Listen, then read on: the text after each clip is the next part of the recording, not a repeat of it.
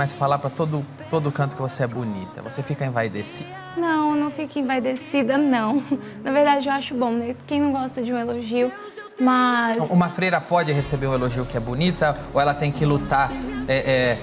Uma freira não pode se achar bonita porque seria vaidade. Não, não, muito pelo contrário, né? Nós devemos nos cuidar, nós devemos nos achar bonitas, porque Jesus, ele é dono de tudo, ele é dono do mundo e nós somos esposas dele. Toda freira é esposa de Jesus. Então, nós devemos dar o melhor para ele.